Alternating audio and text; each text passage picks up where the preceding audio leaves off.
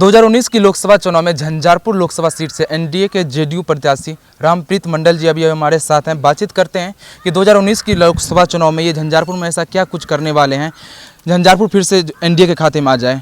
Sir, स्वागत है live series में। Thank you. आपको टिकट मिला है सबसे पहले। ग्राम सभा से आया हूँ, पहले मुखिया था, उसके बाद प्रमुख हूँ। वर्तमान में मैं जनता से जुड़ा हुआ हूँ ये 2001 से। मेरा सबसे बड़ा लक्ष्य है, सबसे पहले मैं धन्यवाद देना चाहता हूँ माननीय प्रधानमंत्री नरेंद्र मोदी जी का, माननीय मुख्यमंत्री हमारे नीतीश कुमार जी का, जो विकास पुरुष कहलाते हैं, माननीय रामविलास पासवान जी का, जिन्होंने एक गरीब गुरजा को चुन करके मुझे टिकट दिया है। मैं अत्यंत पिछड़ा वर्ग से आता हूँ और हमेशा गरीबों के बीच में रहता हूँ, जिसका कारण है मुझे टिकट देने का उन्होंने काम किया है। आपस का अंडरस्टैंडिंग है हमारे दोनों पार्टियों का, एनडीए का, कि ये लोग संगठन बना करके, चाहे बीजेपी लड़े चाहे एनडीए माने जदयू लड़े, दोनों का आपस में संबंध बना करके मुझे टिकट दिया गया है और मैं एनडीए के उम्मीदवार के नाम पर काम कर रहा हूँ। भारत सरकार काम किया है, बिहार सरकार काम किया है और बिहार सरकार काम कर ही रहे हैं। काम तो आपके देखा ही पड़ रहा है कि विकास के दिखाई पड़ रहा है। सर, झंझारपुर में रुके हुए हैं, पूरा पानी पानी नहीं। झंझारपुर में पानी होने का कुछ कारण है कि बड़ी लाइन जो बन रही है रेलवे की, उससे हो सकता है कि मट्टी उट्टी जो फिलअप किया गया, अर्थ फिलिंग किया गया है, उससे है, लेकिन वो टेम्प्रोरी प्रॉब्लम है हमारे झंझारपुर का। और झंझारपुर के विकास के लिए मैं तत्पर हूँ। हमारे चीनी मिल बंद पड़ी हुई है, मैंने कोशिश करूँगा माननीय प्रधानमंत्री से कि जैसे कि उनका ध्यान ज़्यादा चीनी शुगर मिल पर है, तो हमारे झंझारपुर क्षेत्र में शुगर मिल हो। जयनगर क्षेत्र में हमारे गन्ना किसानों का बहुत प्रॉब्लम है, उनका किसान का गन्ना नहीं बिक रहा है, ये प्रॉब्लम है।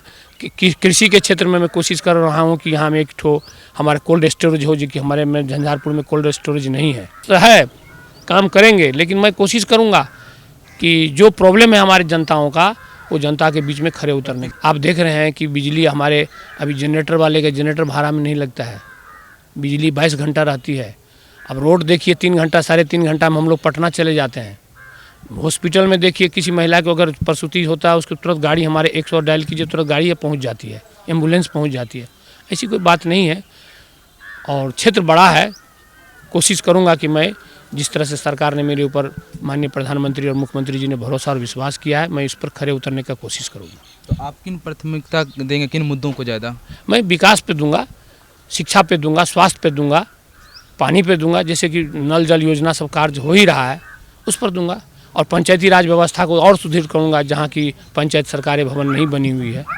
और हमारी समस्याएं जो जनप्रतिनिधि का होगा, सब उनको ठीक करूँगा, क्योंकि मैं जनप्रतिनिधियों से आता हूँ। आपके लिए सर झंझारपुर का लोकल मुद्दा क्या क्या है? लोकल मुद्दा मुझे सब सारे समाज को, महादलित को, दलित को, पिछड़ी जाति, अगरी जाति, जितने भी लोगों को मिला करके हमको चलना है विकास के।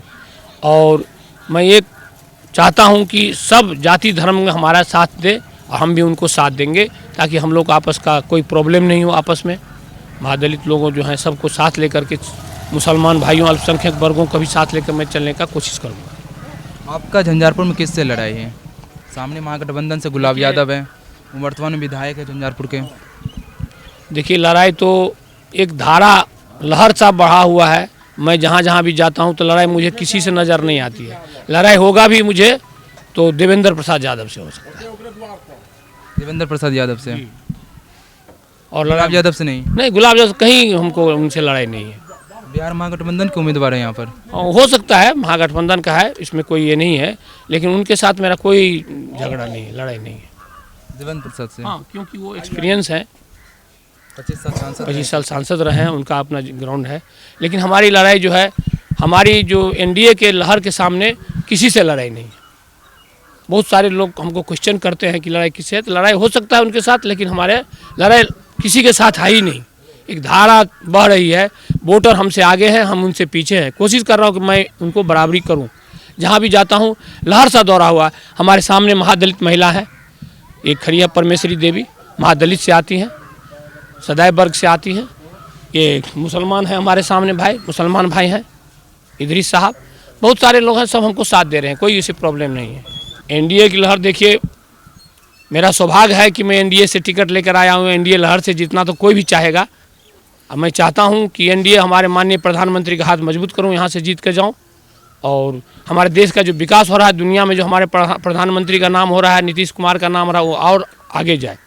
दुनिया में मेरा हिंदुस्तान एक नंबर पर आवे। मैं वही कोशिश करूँगा यहाँ से जीत कर जाने के लिए। अभी है, लेकिन एनडीए के महानता के सामने मेरा इतना बड़ा छवि नहीं है। दोनों छवि है, कुछ दूरी वो तय कर रहे हैं, कुछ दूरी मैं तय कर रहा हूँ। मेरा अपना छवि जो लोकल में है।